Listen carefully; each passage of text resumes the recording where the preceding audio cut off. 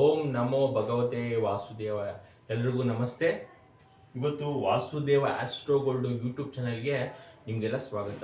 ಇವತ್ತಿನ ವಿಚಾರ ಏನಪ್ಪ ಅಂದರೆ ಅದೃಷ್ಟದ ಜಾತಕ, ಲಕ್ಕಿ ಹಾರೋಸ್ಕೋಪ್. ಪ್ರತಿಯೊಬ್ಬರು ಕೇಳುವಂಥದ್ದು, ಸರ್ ನಮ್ಮ ಜಾತಕದಲ್ಲಿ ಅದೃಷ್ಟ ನನಗಿದೆಯಾ, ಲಕ್ಕಿ ಇದೆಯಾ ನಮ್ಮ ಹಾರೋಸ್ಕೋಪಲ್ಲಿ ಅಂತ ಪ್ರತಿಯೊಬ್ಬರು ಕೇಳ್ತಾ ಇರ್ತಾರೆ. ನಾನಿವತ್ತು ಸಿಂಪಲ್ ಆಗಿ ನಿಮ್ಮ ಜಾತಕವನ್ನು ನೀವೇ ಚೆಕ್ ಮಾಡ್ಕೊಳ್ತಾ ಹೋದಾಗ ಯಾವ ಕಾಂಬಿನೇಷನ್ಸ್ ಅಲ್ಲಿ ಎಲ್ಲಿದ್ರೆ ನಮ್ಮ ಜಾತಕ ಪ್ರಬಲವಾಗಿದೆ, ತುಂಬಾ ಶಕ್ತಿಶಾಲಿಯಾಗಿದೆ, ಜೀವನಗಳಲ್ಲಿ ಒಂದು ದಶ ಅಂದ್ರೆ ಇನ್ನೊಂದು ದಶ ಚೇಂಜ್ ಆದಾಗ ನಾವು ಅಭಿವೃದ್ಧಿ ಆಗ್ತೀವಾ.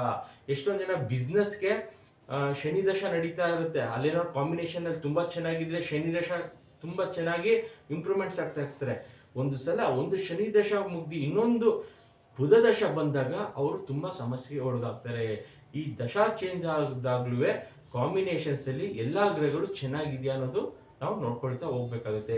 ಇವತ್ತು ಸಿಂಪಲ್ ಆಗಿ ತಿಳಿಸ್ಕೊಡ್ತೀನಿ, ನಾವು ಗ್ರಹಗಳು ಎಲ್ಲೆಲ್ಲಿದೆ ಪ್ರಬಲವಾಗಿರುತ್ತೆ ಅಂತ. ನೋಡಿ, ಪ್ರತಿಯೊಬ್ಬರಿಗೂ ಕೇಂದ್ರ ತ್ರಿಕೋಣ ಅಂತ ನೋಡ್ತೀವಿ. ನೋಡಿ,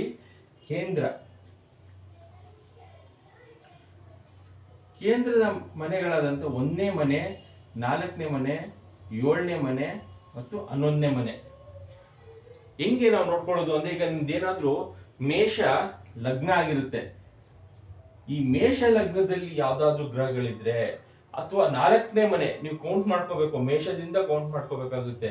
ಮೇಷ 1, ವೃಷಭ 2 ಅಂತ ಈ ರೀತಿ ಕೌಂಟ್ ಮಾಡ್ಕೊಂಡಾಗ 7, 8, 9, 10, 11, 12. ನೋಡಿ, ಮೇಷದಲ್ಲಿ ಯಾವ್ದಾದ್ರು ಒಂದು ಗ್ರಹ ಇರುತ್ತೆ, ಅದು ಯಾವುದೇ ಗ್ರಹ ಇರಲಿ, ಕಾಂಬಿನೇಷನ್ಸ್ ಪ್ರಕಾರ ಇಲ್ಲಿ ಏನಾದ್ರು ಸೂರ್ಯನೇ ಇರುತ್ತೆ ಅಂತ ಅನ್ಕೊಳ್ಳೋಣ. ಇಲ್ಲಿ ಸೂರ್ಯ, ನೆಕ್ಸ್ಟ್ 4ನೇ ಮನೆಯಲ್ಲಿ ಇಲ್ಲೊಂದು ಗ್ರಹ ಚಂದ್ರ, ಮತ್ತೆ 7ನೇ ಮನೆಯಲ್ಲಿ ಇಲ್ಲಿ ಶನಿ, ಮತ್ತೆ 10ನೇ ಮನೆಯಲ್ಲಿ ಗುರು. ಈ ರೀತಿ 1, 4, 7 ಮತ್ತು 10ನೇ ಮನೆಗಳಲ್ಲಿ ಯಾವ್ದಾದ್ರೂ ಒಂದು ಗ್ರಹಗಳಿದ್ರೆ ಸಾಕು ನಿಮ್ಮ ಜಾತಕ ಪ್ರಬಲವಾಗಿದೆ ಅಂತ. ಇದು ಫಸ್ಟ್ ಸ್ಟೆಪ್. ಇದು ಕೇಂದ್ರದಲ್ಲಿ ಮನೆ ಸ್ಥಾನಗಳಲ್ಲಿ ಗ್ರಹಗಳಿದೆಯಾ ಅಂತ ನಾವು ನೋಡ್ತೀವಲ್ಲ, ಎಲ್ಲಿ ಮನೆಗಳಿದ್ರೆ ಲಗ್ನದಿಂದ ಕೌಂಟ್ ಮಾಡ್ಕೋಬೇಕು. ಇಲ್ಲಿ ರಾಶಿಯಿಂದ ಚೆಕ್ ಮಾಡೋದಲ್ಲ, ಲಗ್ನದಿಂದ 1ನೇ ಮನೆಯಲ್ಲಿ, 4ನೇ ಮನೆಯಲ್ಲಿ, 7ನೇ ಮನೆಯಲ್ಲಿ, 10ನೇ ಮನೆಯಲ್ಲಿ ಏನಾದ್ರೂ ಗ್ರಹಗಳಿದ್ರೆ ನಿಮ್ಮ ಜಾತಕ ಪ್ರಬಲವಾಗಿದೆ ಅಂತ. ಎರಡನೇ ವಿಚಾರ, ತ್ರಿಕೋಣದಲ್ಲಿ 1ನೇ ಮನೆ ಇಲ್ಲೂ ಬರುತ್ತೆ, 1, 5 ಮತ್ತೆ 9ನೇ ಮನೆ ಇಲ್ಲೂ ಬರುತ್ತೆ. ನೋಡಿ, 1ನೇ ಮನೆಯಲ್ಲಿ ಈಗ ಆಲ್ರೆಡಿ ಹೇಳಿದ್ದೀನಿ. ಮತ್ತೆ ಇಲ್ಲಿ 5 ಮತ್ತೆ 9ನೇ ಮನೆಯಲ್ಲಿ ಯಾವ್ದಾದ್ರು ಗ್ರಹಗಳಿದ್ರೆ, ಇಲ್ಲೂ ಅಷ್ಟೇ, ಯಾವ್ದಾದ್ರು ಬುಧ ಗ್ರಹ ಅಥವಾ ಕುಜ ಗ್ರಹ ಇದ್ರೆ ಇದು ಕೂಡ ತುಂಬಾ ಸ್ಟ್ರಾಂಗ್ ಆಗಿರುತ್ತೆ. ಇಲ್ಲಿ ಬುಧ ಅಂತ ನಾನು ಸುಮ್ಮನೆ ಎಕ್ಸಾಂಪಲ್ ಆಗಿ ಬರ್ತಿದ್ದೀನಿ. ಬುಧ ಆಕ್ಚುಲಿ ಸೂರ್ಯನ ಹತ್ರನೇ ಇರುತ್ತೆ, ಸೂರ್ಯನ ಹಿಂದೆ ಮುಂದೆ ಹತ್ರ ಇರುತ್ತೆ. ಸೊ ಕಾಂಬಿನೇಷನ್ ಅಲ್ಲಿ 1, 5, 9 ಎಲ್ಲಿ ಯಾವ್ದಾದ್ರು ಗ್ರಹಗಳಿದ್ರೆ ಈ ಜಾತಕ ಕೇಂದ್ರ ತ್ರಿಕೋಣದಲ್ಲಿ ಪ್ರಬಲವಾಗಿರುತ್ತೆ, ತುಂಬಾ ಸ್ಟ್ರಾಂಗ್ ಆಗಿರುತ್ತೆ. ಅವ್ರ ಹಾರೋಸ್ಕೋಪ್ ಅದನ್ನ ನಾವು ಡಿಗ್ರಿ ವೈಸ್ ಅಲ್ಲಿ ನೋಡ್ಕೊಳ್ಬೇಕಾಗುತ್ತೆ. ಕಾಂಬಿನೇಷನ್ ಅಲ್ಲಿ ಈಗೆಲ್ಲ ಈಗ 9 ಅಂತ ಬರ್ತಿದ್ದೀನಿ, ಅದು ಡಿಗ್ರಿ ವೈಸ್ ಅಲ್ಲಿ ಏನಾದ್ರು ಡಿಗ್ರಿ ವೈಸ್ ಅಲ್ಲಿ 8ನೇ ಮನೆಗೆ ಏನಾದ್ರು ಶಿಫ್ಟ್ ಆಗೋಗಿದ್ರೆ ಸ್ವಲ್ಪ ಕಷ್ಟ. ಸರ್ 9ನೇ ಮನೆಯಲ್ಲೇ ಇದೆ ಅಂತ ನಾವು ಅನ್ಕೊಳ್ತೀವಿ, ಅದೇನಾದ್ರು 8ನೇ ಮನೆಯಲ್ಲಿ ಬಂದ್ಬಿಟ್ಟಿದ್ರೆ ಕುಜ, ಅಲ್ಲಿ ಸಮಸ್ಯೆ ಆಗುತ್ತೆ. ನಾವು ಎಷ್ಟೊಂದ್ ಜನ ಏನಕ್ಕೆ ಸಮಸ್ಯೆ ಬರ್ತಾ ಇದೆ ಅಂತ ಎಷ್ಟೊಂದ್ ಜನಕ್ಕೆ ಗೊತ್ತಾಗಲ್ಲ.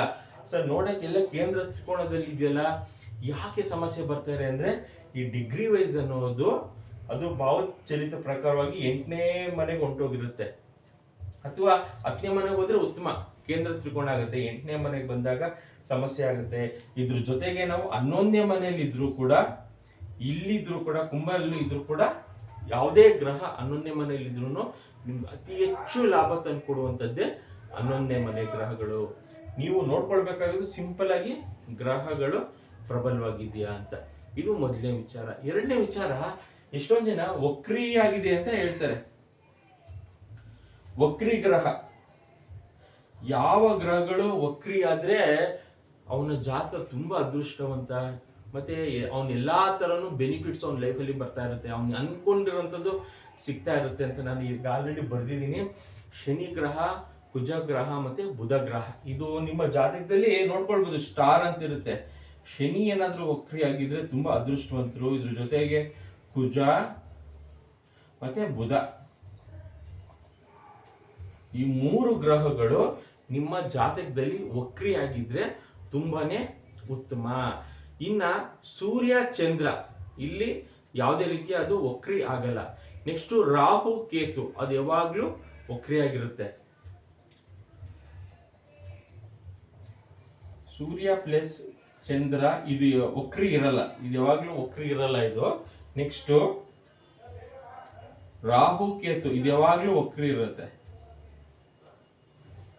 ನೆಕ್ಸ್ಟ್ ಗುರು ಮತ್ತೆ ಶುಕ್ರ ಇದು ವಕ್ರಿ ಇರಬಾರ್ದು.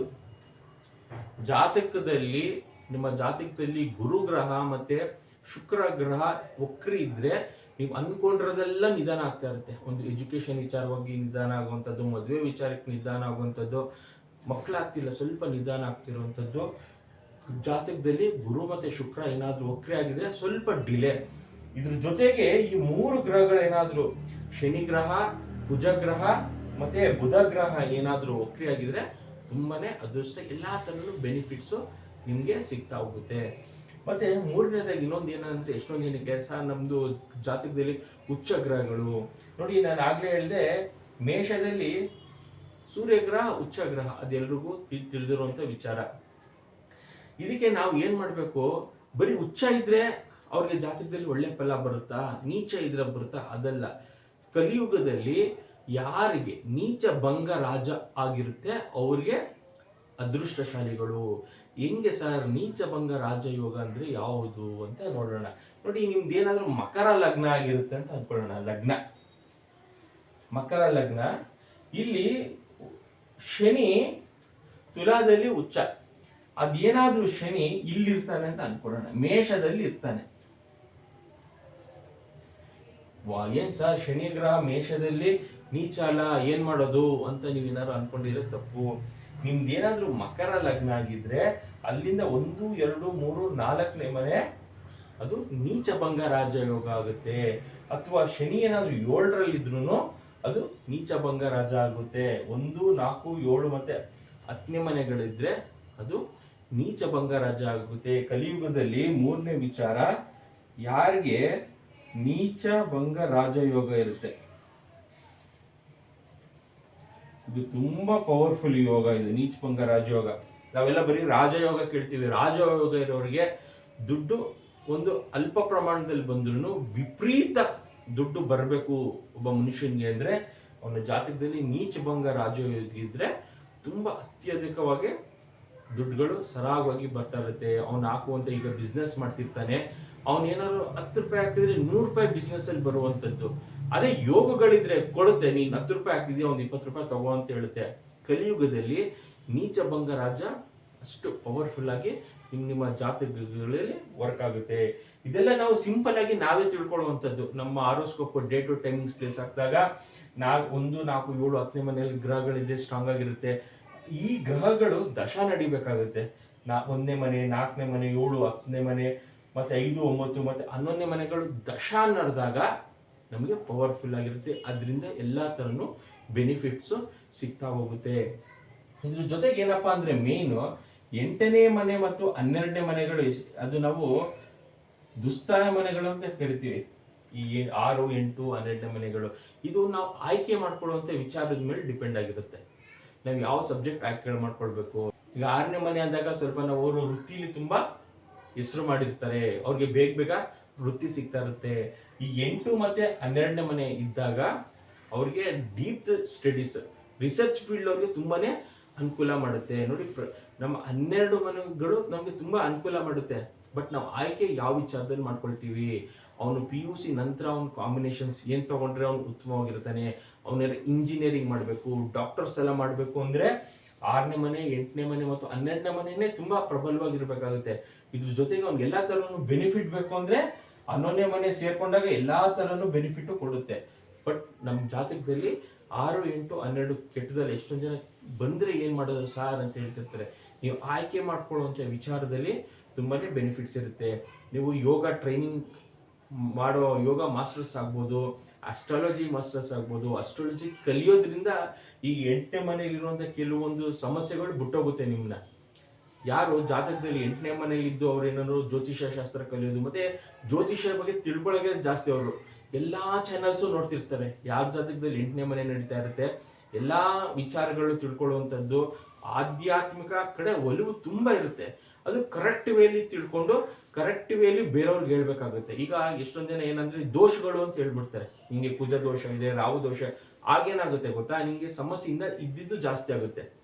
ನಾವು ವಿಚಾರಗಳನ್ನ ಫಸ್ಟ್ ನಾವು ಕರೆಕ್ಟ್ ಆಗಿ ತಿಳ್ಕೊಳ್ಬೇಕಾಗುತ್ತೆ. ಕುಜ ದೋಷ ಅಂದ್ರೇನು, ಅದಿದ್ರೆ ಏನಾಗುತ್ತೆ. ನಾನು ಕಳೆದ ಎಪಿಸೋಡ್ ಅಲ್ಲೆಲ್ಲ ಇದನ್ನೆಲ್ಲ ತಿಳಿಸ್ಕೊಟ್ಟಿದ್ದೀನಿ. ಜಾತಕದಲ್ಲಿ ಕುಜ ದೋಷ ಇದ್ರೆ ಏನಾಗುತ್ತೆ, ರಾಹು ದೋಷ ಇದ್ರೆ ಏನಾಗುತ್ತೆ ಅಂತ. ನೀವು ಯಾರು ವಿಚಾರಗಳನ್ನ ಕರೆಕ್ಟ್ ಆಗಿ ತಿಳ್ಕೊಂಡು ಬೇರೆಯವರಿಗೆ ಅದು ಕರೆಕ್ಟ್ ಆಗಿ ಇನ್ಫಾರ್ಮೇಶನ್ಸ್ ಕೊಡ್ತೀರಾ, ಆಗ 8ನೇ ಮನೆ ನಿಮ್ಗೆ ಡಬಲ್ ಬೆನಿಫಿಟ್ ಕೊಡ್ತಾ ಹೋಗುತ್ತೆ. 12 ಮನೆಗಳು ನಮ್ಗೆ ಯಾವ ರೀತಿ ಯೂಸ್ ಮಾಡ್ಕೊಳ್ತೀವಿ ಅನ್ನೋದು ಇಂಪಾರ್ಟೆಂಟ್ ಆಗುತ್ತೆ. 12ನೇ ಮನೆ ಇದ್ದವನು ಡಾಕ್ಟರ್ ಆದ್ರೂ 12ನೇ ಮನೆ ಇರುತ್ತೆ, ಒಬ್ಬ ಪೇಷಂಟ್ಗೂ 12ನೇ ಮನೆ ಅವಶ್ಯಕತೆ ಇರುತ್ತೆ. ಅವನು ಏನಾದ್ರು ಸಮಸ್ಯೆ ಬಂದಿದೆ, ಅವ್ನು ಅವಾಗ ಹಾಸ್ಪಿಟಲೈಸೇಷನ್ ಆಗ್ತದೆ ಅಂದ್ರೆ ಅವನಿಗೂ 12ನೇ ಮನೆ. ನೀವೇನಾದ್ರು ಡಾಕ್ಟರ್ಸ್ ಡೀಪ್ ಸ್ಟಡೀಸ್ ಮಾಡಬೇಕು ಅಂದ್ರೆ ಅವ್ರ ಜಾತಕದಲ್ಲೂ 12ನೇ ಮನೆ ಇದ್ದೇ ಇರುತ್ತೆ. ಈ ರೀತಿ ನಮ್ಮ ಜ್ಯೋತಿಷ್ಯ ಶಾಸ್ತ್ರದಲ್ಲಿ ಒಂದು ಕಾಯಿನ್ 2 ಮುಖ ಇದ್ದಂಗೆ. ನಿಮ್ಮ ಜಾತಕದಲ್ಲಿ ಸಿಂಪಲ್ ಆಗಿ ನೀವು ನೋಡ್ಕೊಳ್ಬಹುದು, ನಮ್ದು ಜಾತಕ ಪ್ರಬಲವಾಗಿದ್ಯಾ, ಅದೃಷ್ಟ ಜಾತಕನ, ಇದು ಮೇಲ್ನೋಟಕ್ಕೆ ಇದು ಗೊತ್ತಾಗುತ್ತೆ. ಎರಡನೇ ವಿಚಾರ, ನಿಮ್ದು ದಶಾಭುಕ್ತಿ ಯಾವ್ದು ನಡೀತಾ ಇದೆ, ಅಲ್ಲಿ ನಕ್ಷತ್ರ ಮತ್ತೆ ಸಬ್ಲಾಡ್, ಇದು ಕೆಲವೊಂದ್ಸಲ ನಾವು ಡೆಪ್ತ್ ಅಲ್ಲಿ ಎಲ್ರಿಗೂ ಅರ್ಥ ಆಗಲ್ಲ. ಇದು ಜ್ಯೋತಿಷ್ಯ ಶಾಸ್ತ್ರದಲ್ಲಿ ಇದು ಸೆಕೆಂಡ್ ಸ್ಟೆಪ್. ಇದೆಲ್ಲ ನೀವೇ ಸಿಂಪಲ್ ಆಗಿ ನೋಡ್ಕೊಳ್ಬಹುದು. ಕೇಂದ್ರ ತ್ರಿಕೋಣದಲ್ಲಿ ಇದೆಯಾ, ನೀಚಭಂಗ ರಾಜ ಆಗಿದ್ಯಾ, ಅಥವಾ ನಮ್ದೇನೋ ಉಚ್ಚ ಗ್ರಹಣ ನೀಚ ಗ್ರಹಣ, ಇದೆಲ್ಲ ನೀವೇ ಸಿಂಪಲ್ ಆಗಿ ತಿಳ್ಕೊಬಹುದು. ಬಟ್ ದಶಾಭುಕ್ತಿ ಯಾವ್ದು ನಡೀತಾ ಇದೆ, ನಕ್ಷತ್ರ, ಅದ್ರ ಉಪನಕ್ಷತ್ರದಲ್ಲಿ ಸಬ್ಲಾಡ್ ಅಲ್ಲಿ ಯಾವ್ದಿದೆ, ಮತ್ತೆ ಕಸ್ಪಲ್ಲಿ ಯಾವ್ದು ಇದೆ, ಕನ್ಫರ್ಮೇಶನ್ ಅಂತ ನಾವು ನೋಡ್ತೀವಿ. ಅವ್ನ ಲೈಫ್ ಅಲ್ಲಿ ಸಿಗುತ್ತೋ ಇಲ್ವೋ ಅಂತ. ಎಷ್ಟೊಂದ್ ಜನ ಸರ್ ನಮ್ಗೆ ಡೇ ಟು ಟೈಮಿಂಗ್ಸ್ ಪ್ಲೇಸ್ ಇಲ್ಲ ಅಂತ ಹೇಳಿದಾಗ ಅವ್ರಿಗೆ ಪ್ರಶ್ನಾಶಾಸ್ತ್ರ ಹಾಕಿ ನೋಡ್ತೀವಿ. ಅವ್ರ ಲೈಫಲ್ಲಿ ಮದುವೆ ಭಾಗ್ಯ ಇದೆಯೋ ಇಲ್ವೋ, ಅಥವಾ ಅವ್ರ ಲೈಫಲ್ಲಿ ಮಕ್ಕಳಾಗೋ ಭಾಗ್ಯ ಇದೆಯೋ ಇಲ್ವೋ ಅನ್ನೋದು ಪ್ರಶ್ನಾಶಾಸ್ತ್ರದಲ್ಲಿ ನಾವು ತಿಳ್ಕೊಳ್ಬಹುದು. ಡೇ ಟು ಟೈಮಿಂಗ್ಸ್ ಪ್ಲೇಸ್ ಹಾಕಿದಾಗ ಅವ್ರದ್ದು ಯಾವುದು ದಶಾ ನಡೀತಾ ಇದೆ, ನಕ್ಷತ್ರ ಯಾವುದು, ಮತ್ತೆ ಉಪನಕ್ಷತ್ರ, ಅಲ್ಲಿ ಅವ್ರಿಗೆ ಫಲ 100% ರಿಸಲ್ಟ್ ಆಗುತ್ತೋ ಇಲ್ವೋ. ಮತ್ತೆ ನೆಕ್ಸ್ಟ್ ದಶಾ ಇಂಪಾರ್ಟೆಂಟ್ ಆಗುತ್ತೆ. ಒಂದು ದಶಾಯಿಂದ ಇನ್ನೊಬ್ಬ ದಶಾ ಹೋಗೋ ತನಕ ಅವ್ನ ಲೈಫ್ ತುಂಬಾ ಚೇಂಜಸ್ ಆಗುತ್ತೆ. ಅವ್ನಿಗೆ ಅನ್ಕೊಂಡೇ ಇರಲ್ಲ, ನನ್ಗೆ ಯಾಕೆ ಇಷ್ಟು ದಿನ ಚೆನ್ನಾಗಿದೆ, ಈಗ ಯಾಕೆ ಹಿಂಗೆ ಸಮಸ್ಯೆ ಆಯ್ತು, ಅಥವಾ ಮುಂಚೆ ತುಂಬಾ ಸಮಸ್ಯೆಯಲ್ಲಿದೆ, ಈಗ ತುಂಬಾ ಅಭಿವೃದ್ಧಿಲಿದ್ದೀನಿ ಅಂತ. ಅವನ ದಶಾ ಭುಕ್ತಿ ಚೇಂಜ್ ಆಗ್ತಿರಂಗೇನೆ ಅವನ ಇಂಪ್ರೂವ್ಮೆಂಟ್ಸ್ ಇರುತ್ತೆ. ನಿಮ್ಮ ಜಾತಕವನ್ನು ನೀವು ನೋಡ್ಕೊಳ್ಳಿ. ನಿಮ್ದು ಅದೃಷ್ಟ ಜಾತಕನ ಶನಿ ಗ್ರಹ ಏನಾದ್ರು ವಕ್ರಿ ಇದೆಯಾ, ಕುಜ ಗ್ರಹ ವಕ್ರಿ ಇದೆಯಾ, ಬುಧ ಗ್ರಹ ಏನಾದ್ರು ವಕ್ರಿ ಇದೆಯಾ, ಈ 3 ವಕ್ರಿ ಇದ್ರೆ ನಿಮ್ಗೆ ತುಂಬಾ ಪವರ್ಫುಲ್ ಆಗಿರ್ತೀರಾ. ಮತ್ತೆ ದಶಾಭುಕ್ತಿಗಳು ನಡೆದ್ಬಿಟ್ರಂತೂ ನೀವೇ ಅದೃಷ್ಟವಂತರು. ಯಾರು Vasudeva astro gold YouTube channel subscribe ಮಾಡ್ಕೊಂಡಿಲ್ಲ, ಇವತ್ತೇ ಮಾಡ್ಕೊಳ್ಳಿ. ನಾನು ಹಾಕುವಂತ ವಿಡಿಯೋಸ್ ನಿಮ್ಗೆ ರೀಚ್ ಆಗುತ್ತೆ. ಮತ್ತೆ ನನ್ನ ವಿಡಿಯೋದಲ್ಲಿ ಯಾವುದೇ ರೀತಿಯ ಈ ಎದುರಿಸಿ ನೀವು ಅಲ್ಲೋಗಿ ಇಲ್ಲೋಗಿ ದುಡ್ಡು ಕಳ್ಕೊಳ್ಳುವಂತ ವಿಚಾರ ಇರಲ್ಲ. ಬರೀ ಜ್ಯೋತಿಷ್ಯ ಶಾಸ್ತ್ರಕ್ಕೆ ಏನ್ ಇನ್ಫಾರ್ಮೇಶನ್ ಬೇಕು ಅದನ್ನ ಅಪ್ಲೋಡ್ ಮಾಡ್ತಾ ಇರ್ತೀನಿ.